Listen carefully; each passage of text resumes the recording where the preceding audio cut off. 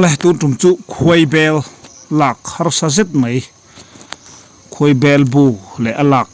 lai te anau phoi thlengin kan han en dor ani a sial hok ram ani a sial hok khuwa lungdur venga hei ina hian helama hian mun hi KHUAIBÉL hiron loya tuna kan mu hi pu arlal moya pulal moy ralte fapa som te in bang thang lama KHUAIBÉL in ti hian buaron chep ani a helun map to khop maya voin September ni somni pali hian kan han la don ani ei a hmuhnawm map khop mai an lun tha a KHUAIBÉL hi an hmuhnawma an kol vak lo khui van rial te angin an kol velem lo a khuai dang te po hi an run ve ngai vak lo ni khuai vai ro hi chun ngam ve a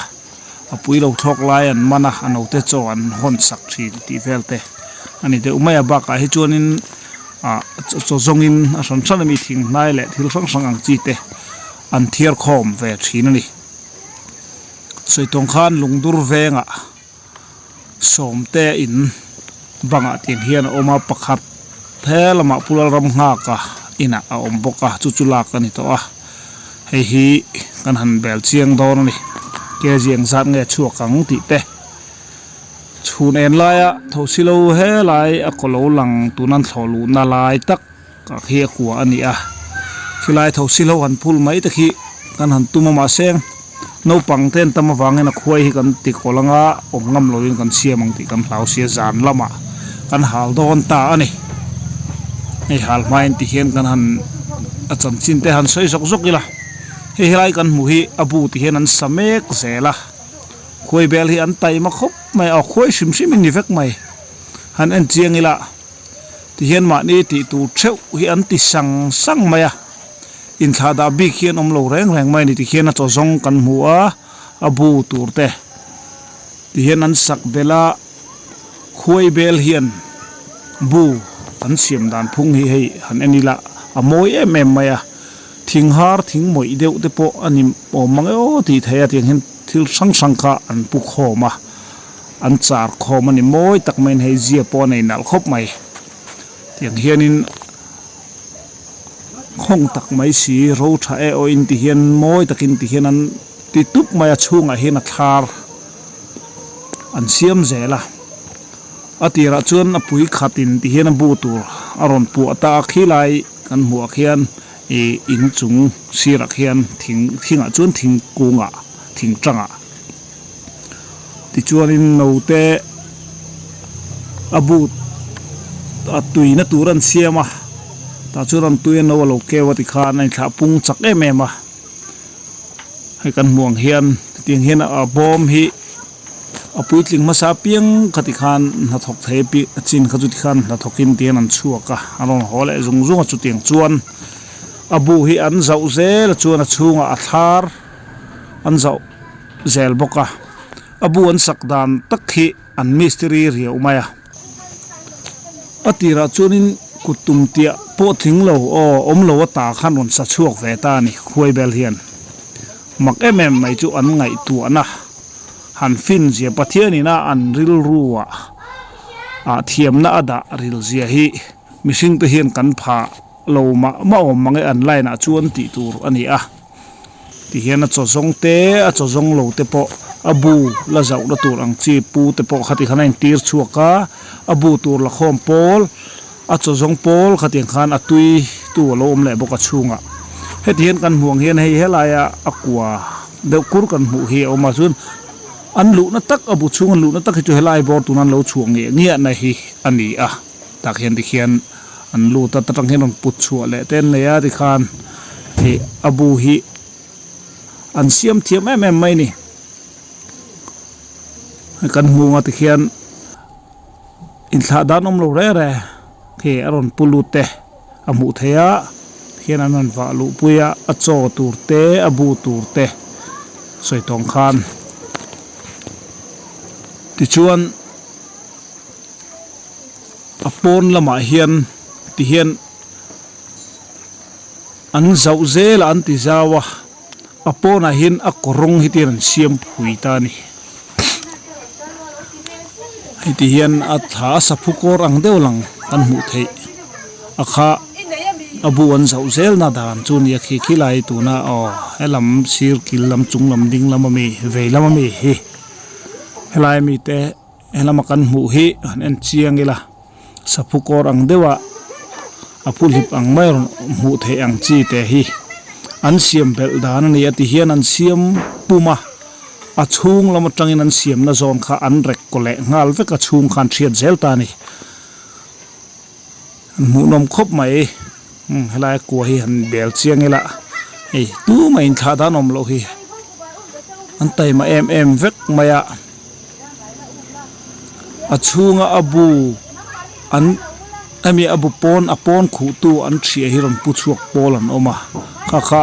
an abela hinan mangle zel ni om takani hei helai te hen en chiang ila ti hian saphukor kan tia kha ti hian an siam zau zel hei hi ti han mu mai chun adup deuh dal ina langani khu a chen dal the ku ma se reilo te a char veka tiang khona dup reng lowa ti khon an chilin an chara he tan char pum nuwa a chung atangin an thiata ti khana zau zela a chung khan a thar kan ti an te an tuina tur khan zau ta ti nei uluk tak main an chilin an han chara an uluk khop maya an mistri hle ni khoi hi mistri thiam tak mai an ni a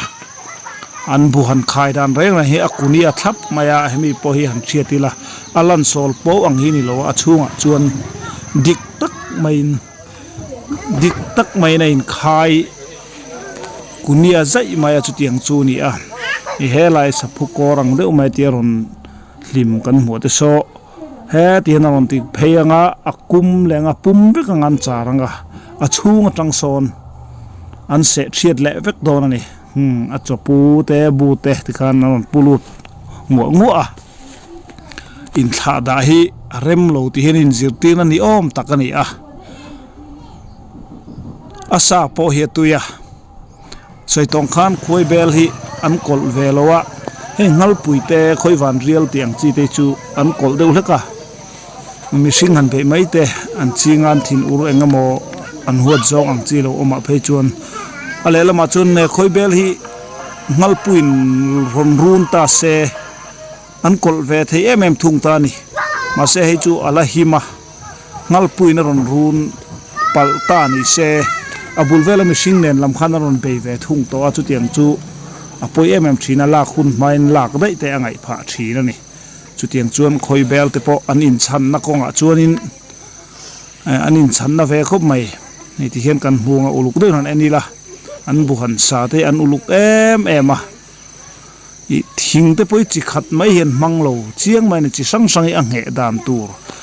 a eng thing har nge eng thing noi nge eng nim nge tiang khanin rem khomila nge tang tiang zong kha an ma ni hen siat na om vek mai a chu tiang chuan a sang mi la khomin ti hian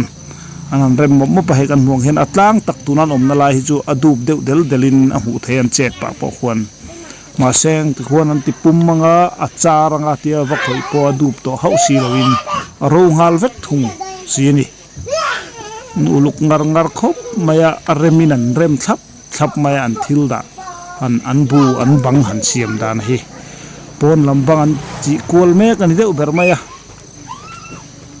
ti hian a bang chi polin bang hi an zau zela ti chuan a chung lama khwan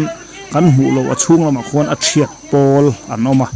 he heta in chung laman ti be dan hen ani la hei an uluk khop mai ri hian rangwa khian thinga te an bu siam na tir azira hei tuidona heta po nget lutuk mai ti hian an ham char fek mai ni thing nai ban chi te pon la a tu tiangin a tul ang tur kha chu an ma ni hian an se sang ve em maya ti hian ai abu an kong ka pui hi chu alun mep khop mai lun mep takani ti hian alu chuak hin sul reng maya e acho zong pol sim hi e abatalian deuh hian an oma chuan abu ang chi han zong pol te anom boka chu tiang bokin a chunga hian apon lam apang zau tu in zau zel tu pol mistri rual hi ngamo za tan nei a tina chung lama a thar anote an pian le zena tur khum siam tu mistri thiam em mai a khum po design fakpo nga en tilo an mani leng tok ang chi siam thiam em mai kha engamo sa ta chunga hiran boka chu tiang chu khoi chung ko te in kol dan an in tha pung chak em an lal an za an lal hi an veng him em boka an lal thu pek ang se in ti hian an ma ni lama phur tak main ti hian in an che sang mai ni kan huang hian in banga kho chunga ron loi ni e fo wang khua ani to September ni som ni pali ani kan soi to kha khua po athiang thaku ku khop mai lung len thla ka khuai cho zong le abu tura han abu zonga han man lel te ron ho sul pel zut mai ni kan huang hian tini mihring te hian ange kan ti ve tuna tak hian na tho pe lo kan omem hanin ngai tu ila khoi te hianin an ei khop an buwa kan hriat tur sel mai hau lo tur chu khoi hi ti hian thla lo sik chho dona thlasika chuan a met thum vek dona ni thlasikin ma se apui ano keu tur kha chu khoimo lai i dam ko chuna tur mun te dapin an oman tombo chu tiang chuna pak zon chun thi thina ni tuna chuan hei zan lo ni ta an la don to hei zan a chuan an chol chung lo reng mai ti hian chun zan zomin na hian thok ni deu bera amut te polin mut chok ve inarin oma angai ti hian ram chuak ram lamariak hlen te pon oma tu singa lo hole tu alak na man ruwa lam tu ri han tilangila kha nge sai hei anta khata khan hi ti lak don le hei ti hian ta hian oi phova tui kan lenga chu kan halanga a khoi khi ti hian kan hal mai don ani hei hi kan khoi la nga tu hi innania bang ate akai wa kai tela wangin lai ti kan te hloma wangin hei hi kan halanga mun hi rem che lo dewa banga betani wang hian han lon kai an tina turum lo ti hian kan donga chemin kan han lai thanga lep thanga chuan tanaron tla thanga chuan ahen mai don ani rem chang dong le len su lian pui ani ho rem chan dan hi chi sang oma tu dab ve zel hi ngai ni pasal thani chuan helma hiam a hal tu toin thuam ta len ami khalukhum teu men hei ani havel ve sela nen don ni kha khoi la korte khoi mi ngai nei sim kan thui chop thui chop mo hemi bang pon lama om hi ni wangin helai bang hi tuin pakhatin lo kap char dona helai pona hian thima hian oma hian a thuam no pon nei thaziu ziar khop mai ti hian music video siam se amunam phian mai theini ti hian kon soita kang khan helai bang pon lama om khiani wangin tui nan hian ti hian chopani hal tur ni a khoila khau tak berte jinga mi chu ni ve don ni in hi ti kan lu lom bawksi a ti hian pakhat hian in lo kap char nga bangvel khu ta khun a halna a oma ta khun khom har tui ire ma lang yen o ti hian khom har ti chun lei ta lo su ne takin ton na hi an lei hu don ni hei hian hala lutanga rala train kan thirang tuna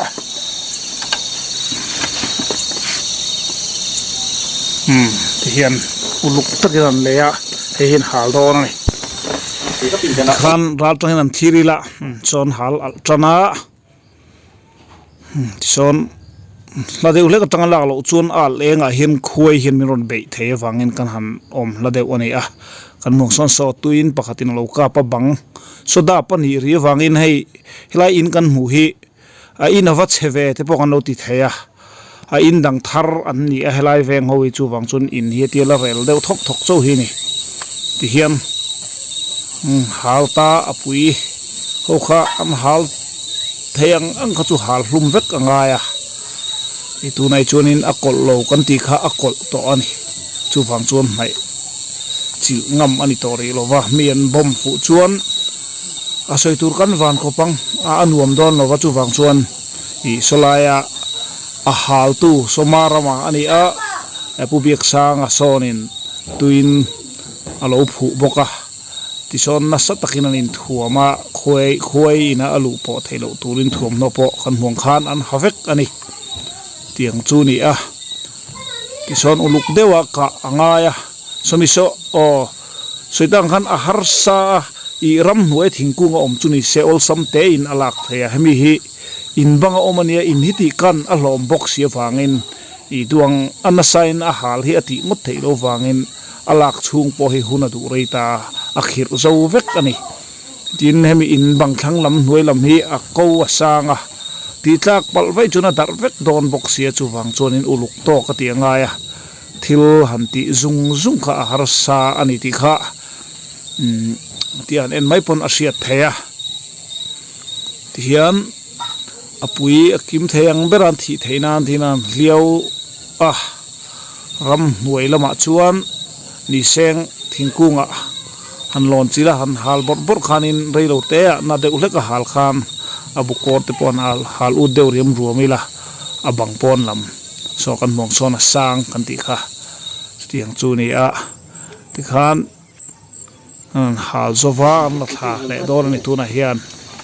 ti khan bang ami kha bom dian pui kha do in chemtein han zai tha he at la tha to a lat lakim lo deuh khi a zam thil ni vain do na fia thei lo i engemaw zat a thar te pawh khila bang omani khi kan hu thenga khilai khi len ni an di dong nge thar thum vel chu takim lo wa oma ti khan bom chung khan a thalu ta tian kan an bom siam hian in a dol lo lek ka tu na hian alen ve tham deuh awangin khai lu ta a in chunga khoi pu po khanom pu liana ti hian hemi a chena apui la nung tam tak alo ma ila hliam si lo la a hau lo khati kan heta kotlama an la chuaka kong pui zau la ya anan suwa samanga apui ti thi hengang te anan ti thile don ani ti hian soitong khan i alak na awmna hmun kha kan sianga lak rem chang lova heram nuayak han hual ang chi te hi chu thingkunga an lon chila ka tiang khan i mei po kha ai lian khan a siam the reilo te a an hal zowa thing an kita i uluk takin in vochot lo turin ti khan a bom pumin na lak ngal no the pui po thi deuh vek khopin a hliau the ani ma se helai hmuna chuan in bang te kha kana hlawma wangin ka tiang khan a thila ti zung thelo film khur taksi in tuinen meinen ain hal pani mang khanin khuai bel hau tak te umengan la ni ber mai he apui ala tama achunga khuan engemaw zat ala om ani abu kha ta khuan an zai tla lu thota tiang chu ani a anti en nai de wila khi kan muang khian khimi athar kara po khian engemaw zat apui la nung oma chungda chu mi zu an ol sam em to ani atak don mel khop maya ke jing san nge chuak ang o la siat lawa ti hian uluk takin lepa athar hi dim deuh lo chuanin ati ke som vek a lom bawksia chuta khuai thok vela hi in ven pa angai boka ti hian ei la hian meya ati thi thei ang chu apui te po han ti thile ani a soitong kham khoi bel hi khoi zaidam an ni a khoi dang hian run ve vak lo khoi wa hi chun ngam ve deuh awangin apui thlok lai te chu anan bei ve a chu tiang chuan an no te chaw an hon sak thina chu ti lo a chuan khuai dang hian run ngai lo wani classic ani don chowa soitong khan classic a hin an thivek don thowa tu na lakhi awi om lo wani chu wang chuan awi om reng lo ti kha sia ila pani khat bak atui tur hi dam ko chuak an om don chuang lo wa chu wang chuan hemi ala khun takala khi chu chome tui tak an ngot to mai ni apui hi tian hal lumi an rut khom lenga adu pa tan chuan tui tak mai ne kai kuang han rebro han kan ti vel ai pon hemi khoi pui han hal lum om khom tam han kan ro phei chu leilem tel te po hi lo ma soi jong rot pon chil la put theini tian an ute ku alal apui bom deuh te po khoma pong lian deuh te khu awar khu kan mu thiamanga tiang khuan a chi sang tur kha a chung na china abang pon lama an ti nan bak mistri rualina an sak akha anita khong khon no tam tak oma chu hanan la chukanga thal chome van chho line chome tui alo chuak dona ni tiana pui te po khu a thi te thilo te a thi trep te po te khon nan lom zela tiana hal lum kim deuh lo chuanin abu ano te an phoi mai po kha in ti chil te la lo ma wangin khuai mihringa interview ma se anuam lowa an mi juk te hinna vei phiana ti hian a thar noi ho han lak thaka apui tla le ti vela bang khan bun ta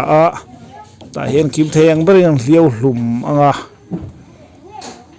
adu tho deuh chuan ti hian helaya apui tianga anan hal hlum ang chi ten phiat khoman ruta an thian fai le veka chuan a khuai hlanga kha tel mom tokin han kangan han choka chonen no ai ma te point tam tok chuan a tui an tia a ril te poti tramani chu tiang khop chuanin chien han ala ai eng mel moi tok chin han tela tel mom tui in an kang ro rap mai an sen thap maya a choi dokana chome dang te nen han chopol nuai maila ano kha atui hang nen soi tolo mai teng rila ti tram tat chu tiang chu ani ma se tun tuma kan khoi bel la khan en hi chu ala hi hau taka nano te phoi lam pang hi an thir don ta ila ti hian in chunga no te an sik phoi ta ni ke jing zat nge ron chuak don tui nai khop maya adu tam chuan khuai sa ai tui hi om lova amai ro chu du lem lo hi mi singa hen kan om ve boka chu tiang te chu ni e panganga ang emai ke chu ka ei chak lo mi rap deuh han ti te pon oma chu tiang chu ni he tui nai ta hen ke jing zang lo chuak don ti hian uluk deuh main kim takin ngan phoi nga hela hi pui te po khal oma athar chunga la thok chuak chelo hei tur nei thato si te po tam tak si chu tur no ma amisa kan han tiang chi ang khuai dum vek to si tha po eng kim a than po a pian po dik kim to thi te po kha tingain si chu tur tam tak ma khu tu na kan huang khuan ano nen ngan da pol nak maya khung khu chu han chum min vek po nila la nip veka a tha ake ang zong po atui vek ani ati hanga chu tiang chuanin khuai sa hi atui tuna hian han sik phoi meka han soi le du chu hele sekot YouTube channel min longai hlut sak tu te in chunga kan lom tak zeta kan thien te subscribe tur khanin ilo sil pung zelila